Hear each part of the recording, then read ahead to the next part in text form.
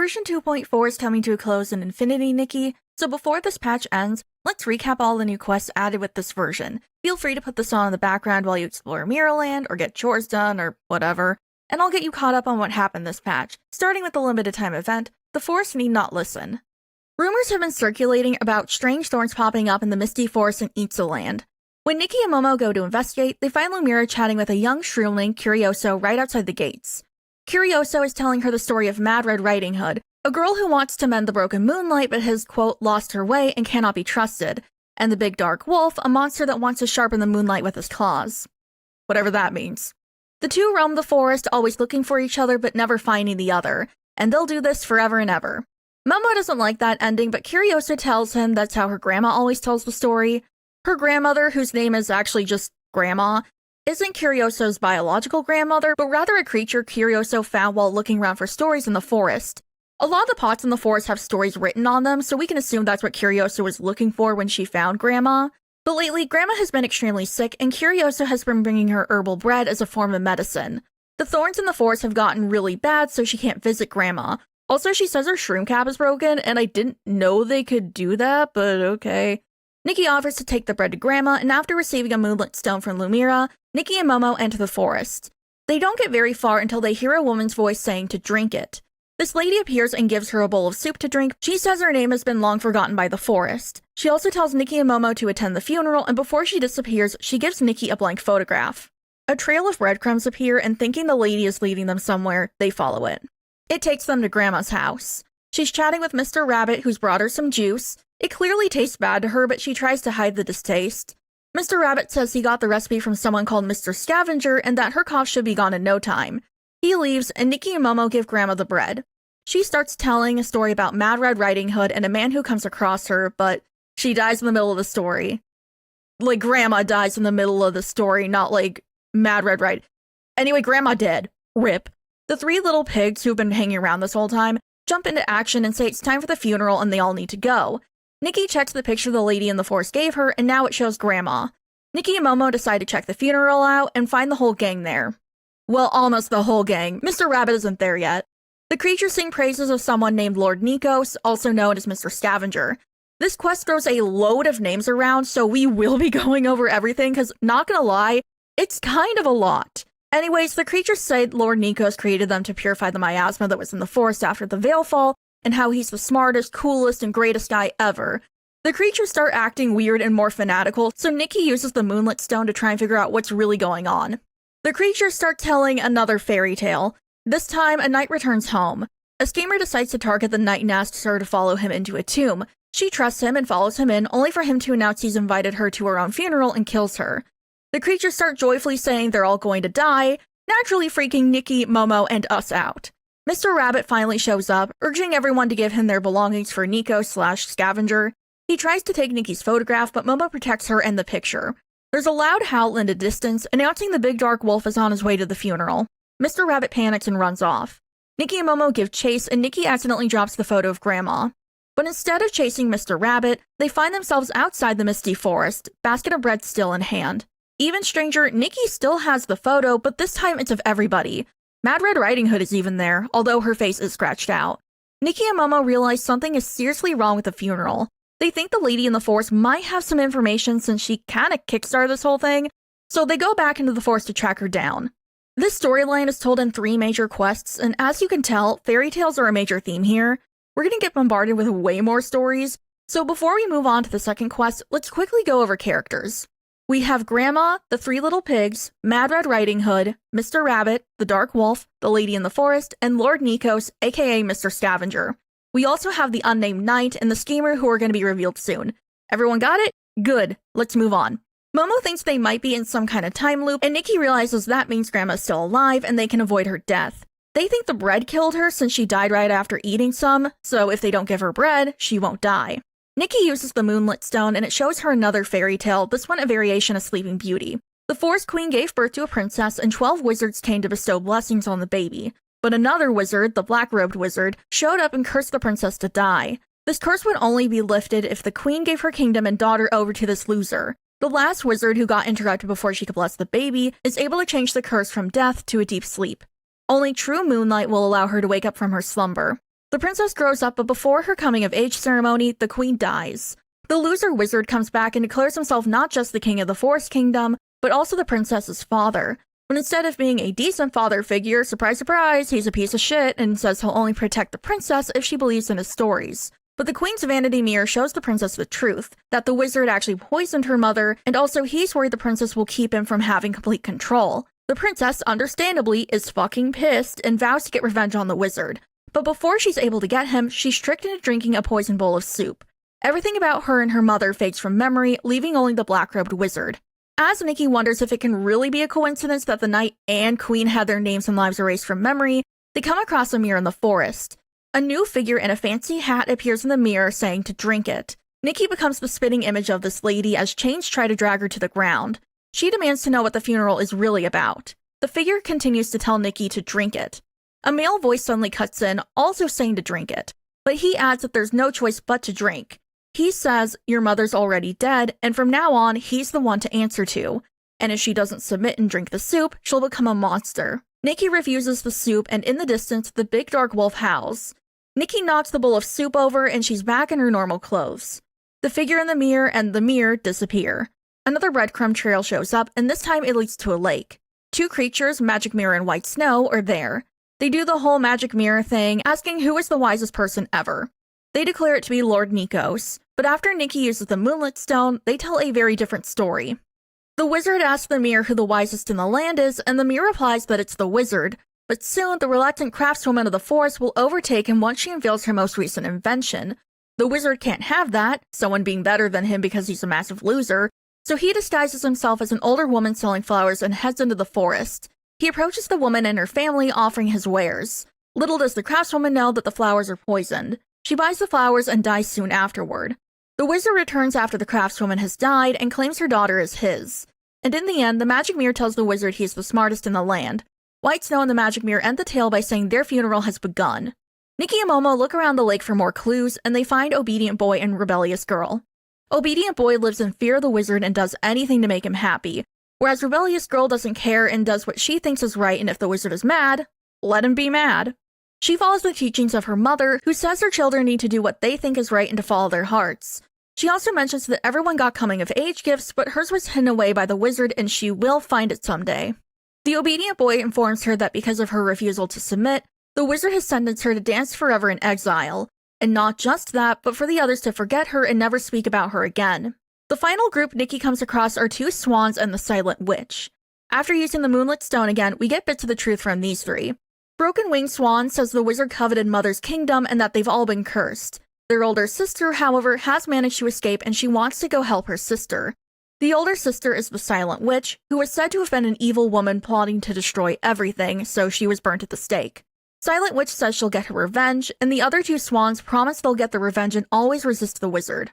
Nikki and Momo come to the conclusion that White Snow, Rebellious Girl, and Silent Witch are the same person, meaning they're also the princess. This king, who's the same as Mr. Scavenger, the Schemer, and Nikos, made up loads of fairy tales to try and hide what he'd done. The Lady of the Forest has been leading them to uncover the truth of what happened, and they realize Mad Red Riding Hood is probably the only person telling the truth. And since Big Dark Wolf has been interrupting the funeral that will kill everyone, it's probably on their side too. But just then, Mr. Rabbit passes by talking to himself. He says he needs to hurry and complete the task Mr. Scavenger gave him. Nikki and Momo realize the juice is what was poisoned and not the bread. They run after him, but they're too late to save Grandma and she dies again.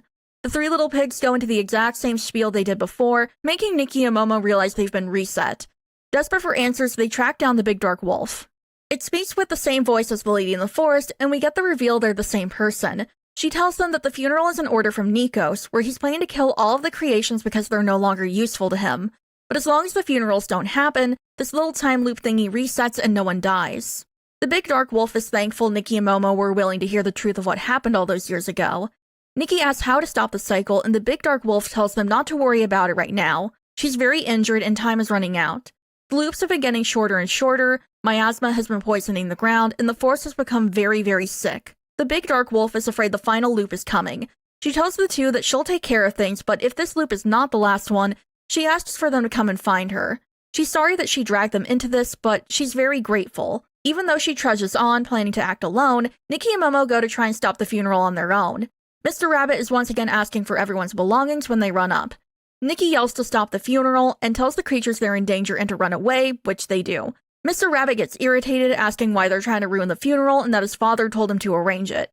We hear the big dark wolf howl and the loop resets again. Nikki and Momo hurry to find the big dark wolf, but instead, Mad Red Riding Hood shows up. It turns out she and the big dark wolf are the same person, and that's why they can never find each other. Nikki wants to know what's going on, and Mad Red Riding Hood, who asks to be called Little Red Riding Hood instead, tells them everything.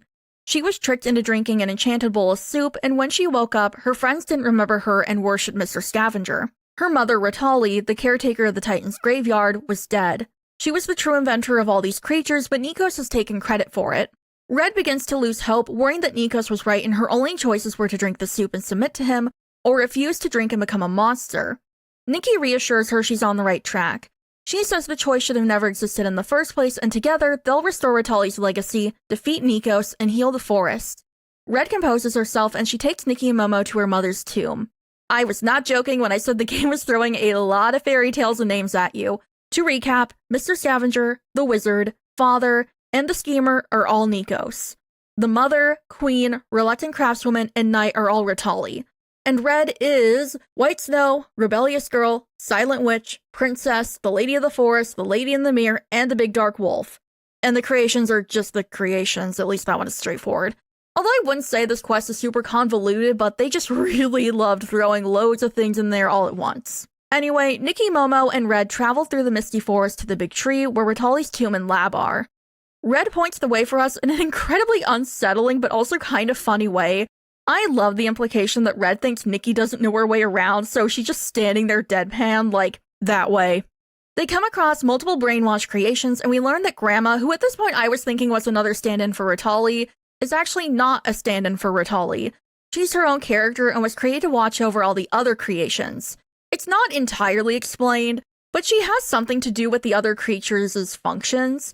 If Grandma gets sick, the creations malfunction, and if she dies, the others will too. Although that one is probably just Nikos being a dick and their lives aren't directly tied to her, but still, she has something to do with their functioning in some capacity. Also, it's not the juice nor the bread that's poisoned. Red says that she's tried to cure Grandma, and no matter what she does, from caring for her to stopping her from having juice or bread or whatever, she always ends up dying, and that kickstarts the funeral. After battling a load of Esslings, Nikki and Co arrive at Ritali's tomb/lab. Ritali chose to have her lab in a tomb because it was the place she knew the best, and it was easy enough to conceal. Ritali loved the Force very much and wasn't just the caretaker of the graveyard. Red says she always loved nature over machinery, which put her at odds with the other Titans, even though Ritali was clearly insanely talented. There's the implication she may have been exiled, but I'm gonna be honest, given her as a person, it wouldn't surprise me if she just decided to leave on her own. It's left a bit vague in-game. Ritali saw Nikos, who was for realsies exiled because he was that bad at making things, as a kindred spirit and took him in. In her eyes, she thought they were both outcasts, and from later documents found in her lab, she seemed to be under the impression that Nikos cared about the Force as much as she did. We know this is a lie, and that egotistical shithead only cares about power and being seen as the smartest person ever, even though he'd fail a test on what the color of the sky is. I won't theorize too heavily since this is a recap video, but given the fairy tales, it wouldn't surprise me if Nikos specifically targeted Ritali and planned to kill her all along, so he could take credit for her inventions and return to Titan society. Obviously, that's not what ended up happening, but it wouldn't surprise me if Ritali's murder was planned even before he got to the forest. Anyway, Red can't get into the tomb because the forest doesn't recognize her and bars her from going in alone, but Nikki is able to get in, so she, Momo, and Red go in and eventually find the lab. Inside are several documents filling in a lot of the gaps of the story. Ritali, although she loves nature, was initially interested in cleaning up the forest because it's home to Shroomlings, and they became close friends. Red was her first attempt at creating life. She talks about Nikos and how he seems to really care about her creations because he's always asking about them, but she's unsure of trusting him with the location of her lab. He had been running experiments on Esslings, which he promised her he wasn't doing anymore, but she's still unsure of whether he can be trusted with the location of the lab and the secret to creating life. We learn that Red went missing before Ritali was murdered. She was worried about her daughter, but Nikos insisted she just must have left on her own, although Ritali knows she never would. During this time, she was sick and Nikos was actively poisoning her under the guise of giving her medicine. Ritali worries about Red, about how this medicine Nikos is giving her seems to be making her more sick, and Nikos is escalating violence against those that enter the forest. She leaves a final note for Red, telling her that she loves her and is leaving everything to her. On a table sits a box, and inside is Red's coming-of-age gift, a rifle. Ritali said that once Red learned to truly love the forest, she'd give Red a way to protect it. I know it's not like a gun, but not gonna lie, it is kind of funny to me that Ritali was like, I'll give you a way to protect the forest, and it's a gun. As Red hesitates to open the box, worried that she's not up to the task of saving the forest, miasma and thorns start to spill into the lab. They grab Red and pull her back. Nikos' voice emanates through the room, telling Red to drink the soup and calls the whole gang nobodies, which is honestly kind of funny coming from a man who was so bad at inventing, he couldn't even make it into the Titan version of the Khia Asylum. This is the last loop, and Nikki encourages Red, calling her a warrior and that they can save the forest. Red gathers her strength and pulls herself from the thorns. She and Nikki embrace and fuse together in a super sick transition. The gun jumps to them, and together they leave the lab and fight the scavenger, aka Nikos. The two eventually defeat him and purify the forest. They unfuse, and Nikki checks in on Red and makes sure she's okay. We finally hear the end of the Little Red Riding Hood fairy tale. The forest welcomes her home, and using her gun, she goes out to save the forest. The big dark wolf fights alongside her, answering her call for help, and together they're victorious. And in Ritali's version of the story, the two, now close companions, leave the forest to travel the world together. She never thought Red and the big dark wolf should only be there for protecting the forest. They should be allowed to live their lives to the fullest. As Red disappears and starts her own journey across Mirrorland, she gives Nikki a picture of everybody, her and Momo included. They go to check on the other creations. Grandma's okay and everyone's regained their memories. The truth has returned to everyone. The funeral becomes a coming-of-age ceremony for Red, although she's not there for it, and everyone tells Ritali's version of Little Red Riding Hood and Ritali and Red's lives. The forest is safe once again, and Ritali's legacy has been restored. Momo Go Stronger is honestly pretty straightforward when it comes to story. Nikki and Momo find a magical suitcase in the Sea of Stars. It's covered in paw prints, and there's a sound coming from it that only Momo can hear. When Nikki tries opening it, it refuses to, but it opens just fine for Momo. Inside is a cloak that fits him perfectly and a note. They tell Momo that it holds the key to him becoming stronger so he can help Nikki in battle and not have to be helpless and wait for her to beat whatever S-Lings they've come across. The two go to train at Parkia Crater. After successfully beating S-Lings on his own, Momo's excited that he can help Nikki, and it's very clear he's felt bad about having to leave the fighting up to her, and he's felt helpless during battles. Nikki reassures him that he was never weak like he said he was, and that he's always protected her in his own way. Momo says he can now truly protect Nikki and that they can fight together. Nikki seems to realize that Momo's not really going to change his outlook on this, so she says that now they'll always fight side by side, and that's the storyline. And also now Momo can fight alongside us as kind of a permanent battle companion. Although I like that Momo can join us now, him being able to fight as well as getting 2 new battle companions in one patch does make me kind of worried about what battles Infold has planned, but we'll have to see if it's something to worry about, or if it's just Nikki's battle companion era. Courage in Bloom. 20-ish years ago, there was a group called the Three Mighty Shroomlings who roamed Itzoland.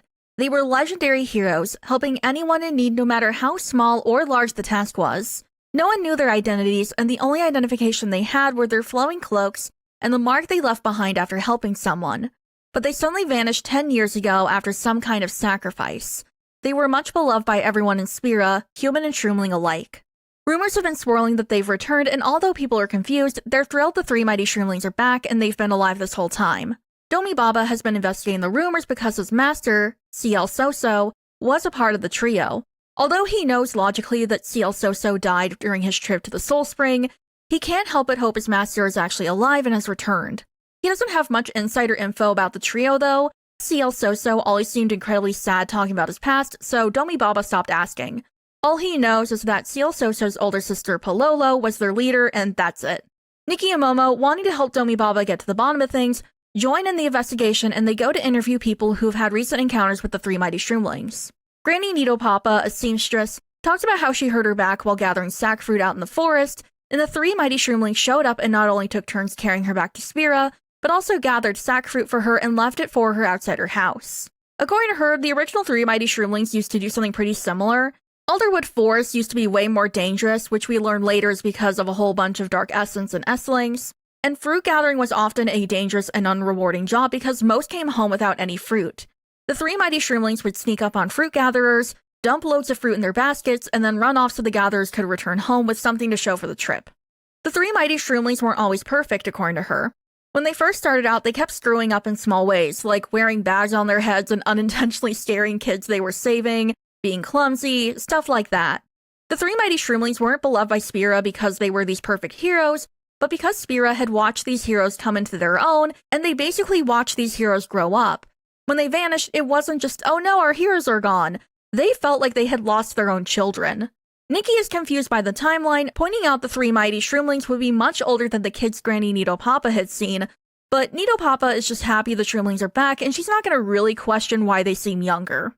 Some stairs have been fixed lately, and Ronkasisi says it must have been the three mighty Shroomlings, but Chultete, an elderly Shroomling, says that's impossible, and not only that, but he starts bashing them, saying their mark is just a bunch of scratches, and no one should be hoping for the three mighty Shroomlings to return to Spira. Ronkasisi tells Nikki and Momo to ignore Chultete and his hater tendencies, and that the three mighty Shroomlings were super awesome. Years ago, he wrote a love letter to the Shroomling he loved and got cold feet while trying to deliver it. He says the three mighty Shroomlings approached him and encouraged him to be brave and deliver his message, no matter the outcome. That pep talk, even after all this time, is still a source of strength for him and helps him keep moving forward. Chultete is still not having it though, and says courage is blinding and that people need to forget about the three mighty Shroomlings because they were always destined for tragedy. Ronkasisi apologizes to Nikki again, saying Chultete is normally not like this, and he's actually very kind and is always the first to help kids when they need it. It's just that when the three mighty Shroomlings get brought up, he always gets super agitated. That's not suspicious at all. Also, I don't know how to fit this into the story, but Ronkasisi knows Pololo was a part of the three mighty Shroomlings, because he recognizes her voice when he was getting the pep talk. Nikki and Momo find a training log outside of Owowo's target range. It spans over 10 years, someone cataloging their training to grow stronger, but suddenly at the end of the log, the handwriting changes and the training day count starts over. Someone has taken over the training log, and they note that every time they hit a target, Owowo rushes out to see who it is. Nikki hits a target to lure him out, and sure enough, he runs over saying he's finally caught the three mighty Shroomlings. He's surprised to see Nikki, but tells her about his encounter. Spira had a bad bout of rain recently that rotted all of his targets, and one day he looked outside to see cloaked figures fixing and making him new targets. They've been around doing target practice at the range, but every time he tries to approach them, they run off. They ask about the journal, and he says it belongs to Chultete. He left it behind years ago. He used to come and train at the range every single day for years, to the point he's the best fruit thrower in all of Spira. Owowo has noticed the three mighty Shroomlings studying the log, but assumes that after their long break, their skills must have gotten super rusty, so they're just trying to get back into it. Years ago, he was being attacked by a behemoth when they saved him, so he built the range for them and any other Shroomling wanted to strengthen their skills. He's always wanted to thank them in person for saving his life, but like I said, whenever he approaches them recently, they run off. Nikki promises him if they come across the three mighty Shroomlings, she'll relay the message for him. He also asks her to tell them that they're welcome to use the range whenever they want, and he'll make sure they have lots of snacks too, so they can keep up their strength. Domi Baba, Nikki, and Momo all reconvene and go over what they know. When Chultete comes up, Domi Baba recounts that when he got the title of Hero of the Spear, Chultete actually approached him and told him to give up the title and to cut it out with the hero thing because it was going to get him killed. Chultete has always been an odd Shroomling with an even stranger temper. Nikki wonders where the new Shroomlings got their cloaks, and Domi Baba says one of the witnesses he talked to grabbed a Dreamy Puff feather off of one of their cloaks. And the only store in Spira that deals with Dreamy Puff feathers is the aptly named Dreamy Puff Boutique, ran by Ulili. When they go to talk to her, she confirms she did indeed give Pololo a cloak made with Dreamy Puff feathers years ago, but the feather they have is way more bright than an H feather should be, so it's not from Pololo's cloak. A while ago, she tasked her apprentices with making replicas of the three mighty Shroomlings' cloaks, so she imagines the feather must be from that. Ulili goes into her past, and it genuinely is one of the most saddest, tragic Yuri stories I have ever heard in a game. Years ago, she and Pololo were, quote, confidants and the closest of friends. Pololo told Ulili she was going to form the three mighty Shroomlings to help people. During that time, the Elderwood Forest was pretty dangerous, like I mentioned earlier, because of all of the dark essence in the Esslings. Ulili wanted to see the world, and Pololo promised she would clear a path for them to travel all over the world together. Inspired by this promise, Ulili made that signature cloak for Pololo, hoping the Dreamy Puff feathers would protect her and bring her home safely. She once asked Pololo about the other two members, and Pololo promised she would introduce them when she returned from their latest quest. Pololo never came home, but she did clear a path and make the forest safer, so Ulili traveled the path Pololo made for her and went to all the places they wanted to see together. She eventually returned to the store, renaming it Dreamy Puff Boutique after the promise she and Pololo made each other years ago. And after all these years, she's been at the store waiting and hoping for the day Pololo comes home to her. So yeah, we're violently sobbing in the club. Although most people are happy to have the three mighty Shroomlings back, Yulili is worried the group is up to no good and is using Pololo's name for shady shit. The reason three mighty Shroomlings had a mark to begin with was because some people way back in the day were scamming using the three mighty Shroomlings name, so they had to have some kind of identification. Yulili tells them she's seen the supposed three mighty Shroomlings out in Elderwood Forest, and the gang heads out. While investigating, they hear there's a berserk behemoth on Crystal Beach that's injured loads of people and Shroomlings. What's worse is some have seen the three mighty Shroomlings heading towards the behemoth. Immediately worried for their safety since it's pretty clear the copycat group is a bunch of kids, the gang hurries and finds them. Sure enough, they're in hot water. Nikki and Domi Baba rush in to save them, but it's Chultete that saves everyone from the shadows. He tricks the behemoth by throwing a sack fruit at it and making it think its attacker is behind it, and it rushes off. As I'm sure most of us have guessed by now, the old three mighty Shroomlings have not returned. Instead, we have a new group consisting of Herrero, Carmomo, and Silala. The three all try to take blame for the situation when Nikki and Domi Baba scold them for being reckless. Nikki tells them it's a good thing to want to help others, but they can't push themselves and go against things they're very much not ready for.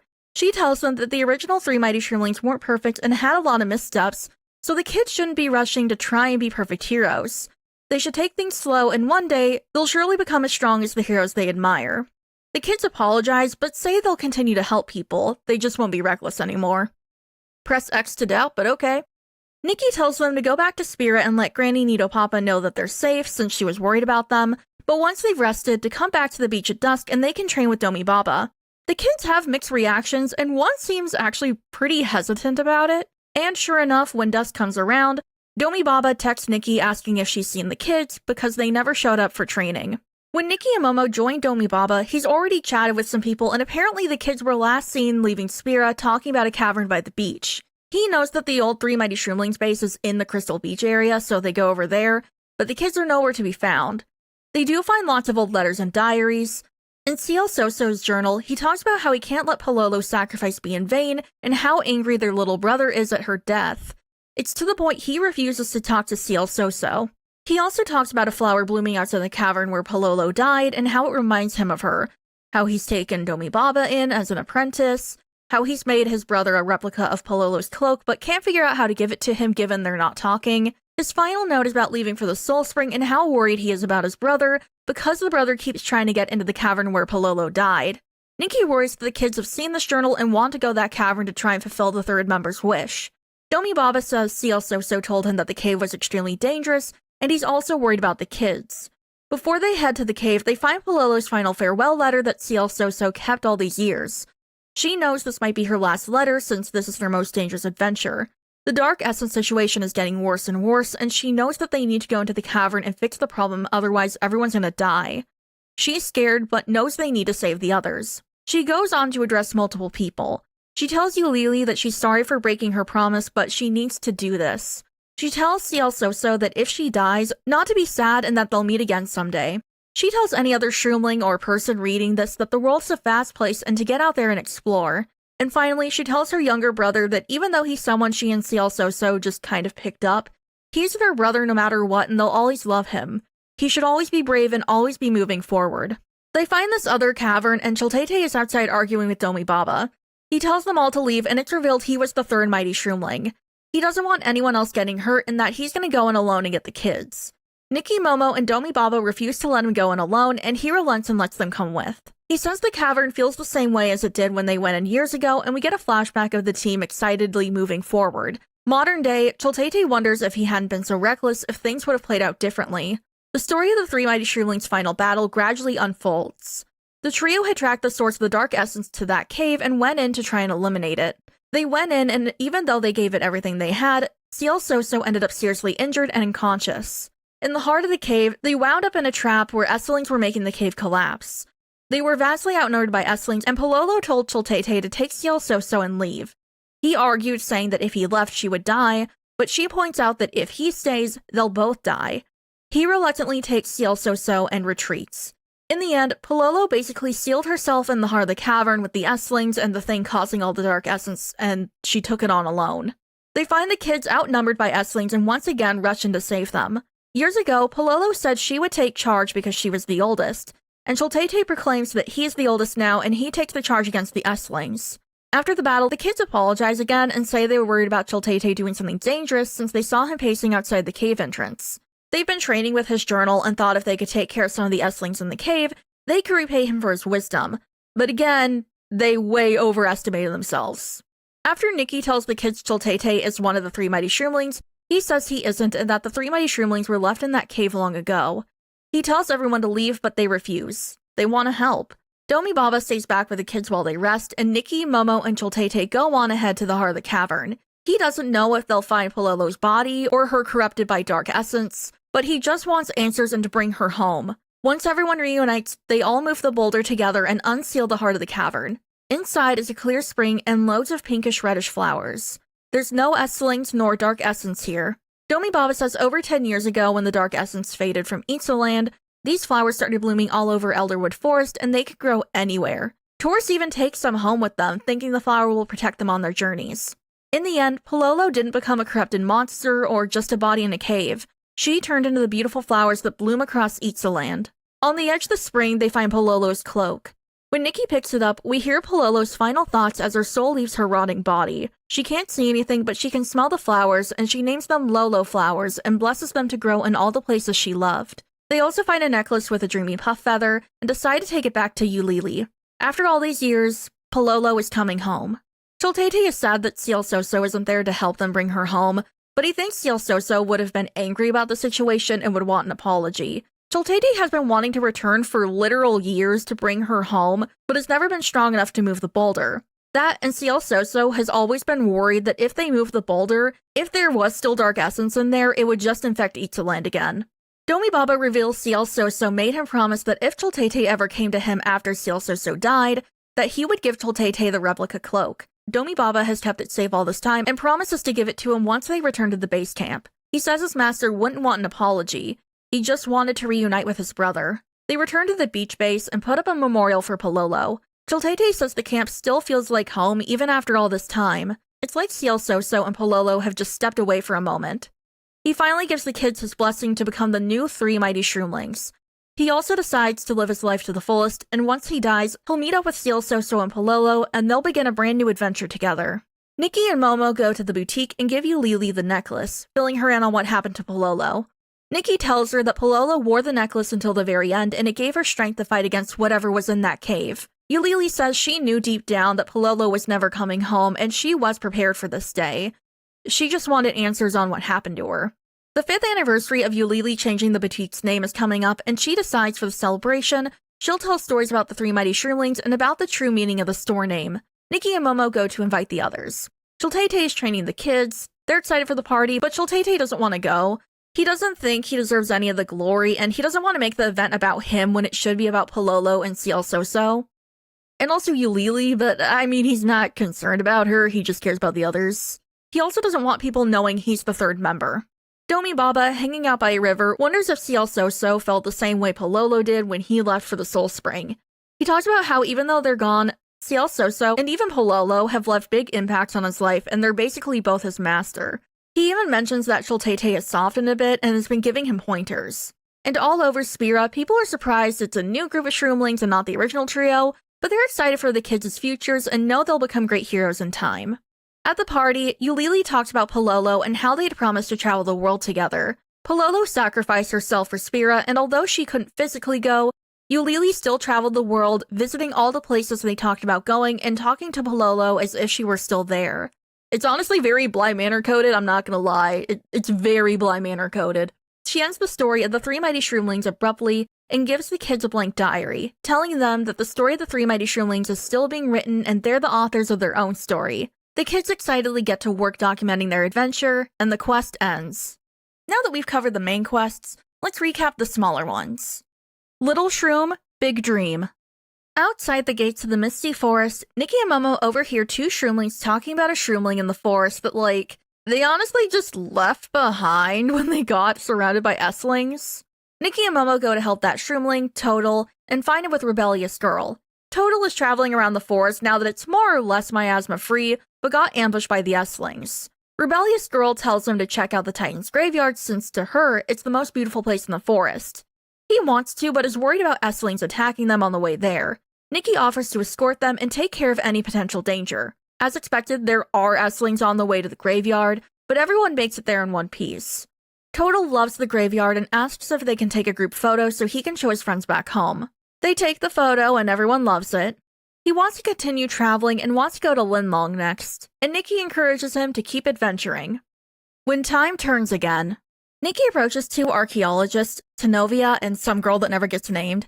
Tenovia knows about Ritali pre-Misty Forest getting screwed up and has been looking for evidence that she lived. Nikki happily tells her about Ritali, but Tenovia still needs evidence. So far, she's found a clock that runs on the essence of the forest, their words not mine. It's also been, quote, sabotaged, and it's broken. Tenovia was originally studying Nikos, who was apparently a strategist who served under the Titan King. I don't think anybody saw it coming that he was technically a strategist, but like, okay.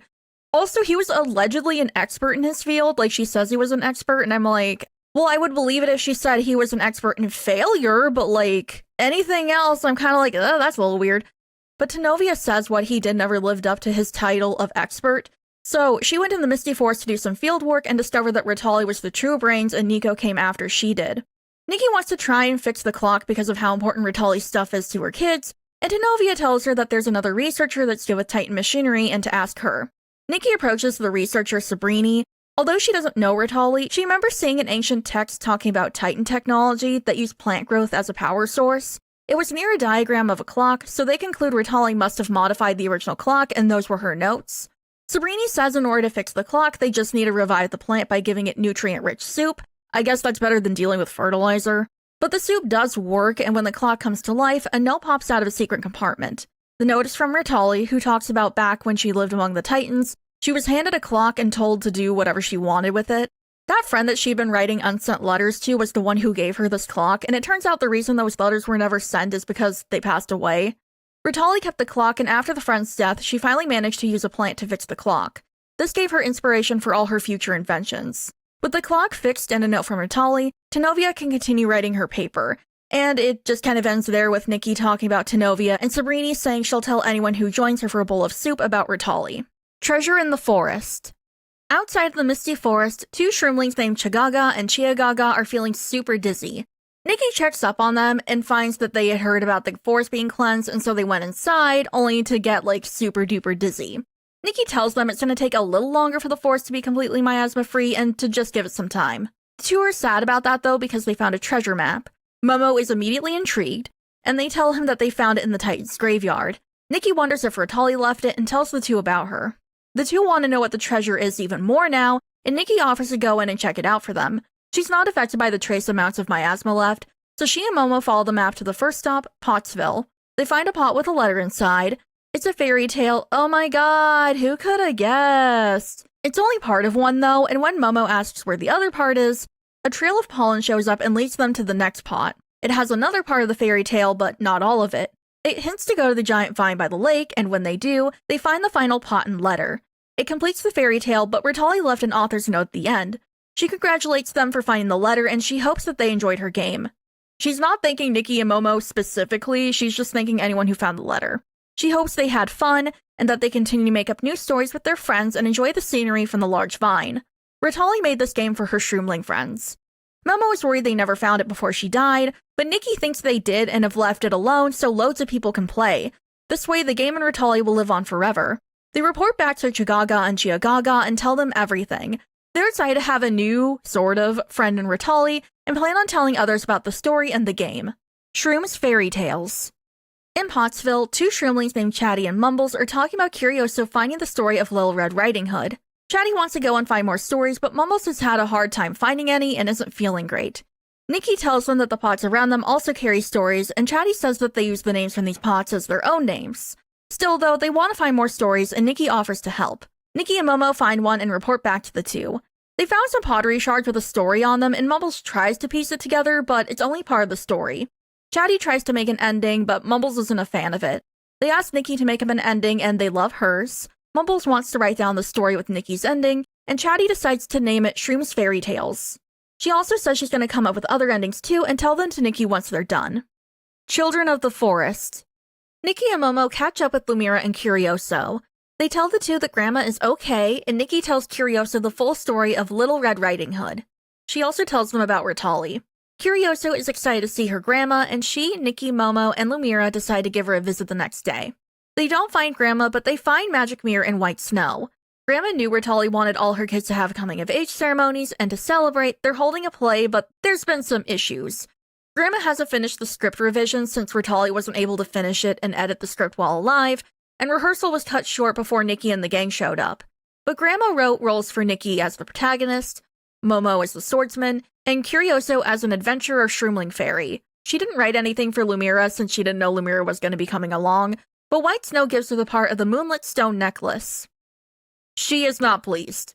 They decide to improv the play, more or less, and they'll see Grandma later. The play is yet another fairy tale. The remarkable pink-haired girl is on a quest to find and help the princess, who's vanished right before she was about to set off on a quest to help the residents of a corrupted kingdom. White Snow and Magic Mirror's characters say the three little pigs may know something, so they go to find them. The three little pigs are freaking out because of prop problems. There's apparently a very crucial plank of wood that needs to be fixed before they can do the show. The gang offers to help, and after fetching some materials to fix the plank with, they continue the play. The three little pigs' characters talk about how they were master house craftsmen, but the evil queen demanded they make shackles for the people, and they refused to make them. The princess took their punishment in their place and promised to take them somewhere safe. They say they overheard that the princess was trapped in a thorny prison, and her two guards went to rescue her, so they know where she is. They're at the Mad Tea Party hanging out, so they give the remarkable pink-haired girl an invitation so she can go talk to them. Heritage Bones and Whale Remains are hanging out at the table where they kept having funerals, and they immediately jump into their lines for the play. They ask if the remarkable pink-haired girl is looking for, quote, the two most loyal and courageous attendants, and Momo says no, they're looking for two cowards who lost their swords. This makes the two break character, and they tell Momo to stop being mean and that they're just incompetent in the script, and in real life they're super good. They say they want to be forest rangers someday, and Ritali was always super supportive of their dream and made a whole storyline in the script about it. Nikki realizes that Ritali listened to her children's dreams and wrote them all into the script, and of course, gave her blessing. She says it's a very sweet and supportive way to send her kids off into the world. The two say they've never left the forest, so they don't really know what they're up against, and ask Nikki for pointers. Curioso asks if becoming Nikki's apprentices is a part of the script, and Heritage Bone says it's not, and he just got sidetracked and talks too much. They get back on track. They tell the remarkable pink-haired girl that the princess is in a dark tower, and when the king gets knocked out basically, they'll strike. But first, they're waiting for their informant, and the remarkable pink-haired girl must pass a test. It's just a styling challenge, and for once, the game did not put me into some god-awful outfit. They continue the play, and the informant, Mr. Rabbit, returns. They say the king has been lulled to sleep, and they can go rescue the princess. They also chat about Mr. Rabbit's wish outside the play, and he wants to be a banquet host or wedding MC. They leave and run into Broken Winged Swan, and Nikki asks her about her dream, and she says she wants to be a weaver. Mr. Rabbit cuts in and gets them back on track with the play. Broken Winged Swan's character puts the king to sleep and asks Curioso's character to watch over the king to make sure he doesn't wake up, while the remarkable pink-haired girl defeats the soldiers guarding the princess so she can escape. The soldiers are just a pile of leaves and Nikki blows them away. The play ends with the princess escaping and the king dying. LMAO. Curioso loves the play, but really wants to see Grandma. She comes out and it turns out she's the narrator. The princess was supposed to be played by Red, but the others encouraged her to leave and told her they were fine carrying on without her. They didn't want her to hold off on her dreams because of them. The children are all going their separate ways after the coming-of-age ceremony, and Mr. Rabbit asks they hold one last tea party for everyone before they leave. At the party, they thank Nikki and Momo for their hard work and for joining them. Nikki tells them that Ritali would be proud of them. Curioso asks if Grandma is also leaving, and Grandma tells her that farewell should be sad because it's just the beginning to a new story. And at the end of the party, they give Nikki a present. Instead of just living happily ever after, they'll continue to thrive and write their own stories. And that's a recap of 2.4. I didn't include the build the land stuff because there wasn't really any story there, but I tried to cover all the major stuff. 2.5 looks like it's going to be pretty insane, so I hope you guys join me for that recap in a couple of weeks. I also stream Infinity Nikki, so if you'd like to join me for that, I stream on here and Twitch. Before we go, I'd like to give a shout out to my ladyfingers in waiting, who support me and allow me to continue to do this. A massive thank you and telepathic snacky treat to Michgal2189, Omimi, Visa, Orion, Dorcas, Yungumo, Crab Jail, Lady Lunarine, Richter32, Yoza the Kiseki, Barafo, and Dorcas 2. Thank you guys, and I'm Kiryu. If you'd like to become a ladyfinger in waiting and get my videos early, I have channel memberships open here, and I also have Twitch subs if that's more of your thing.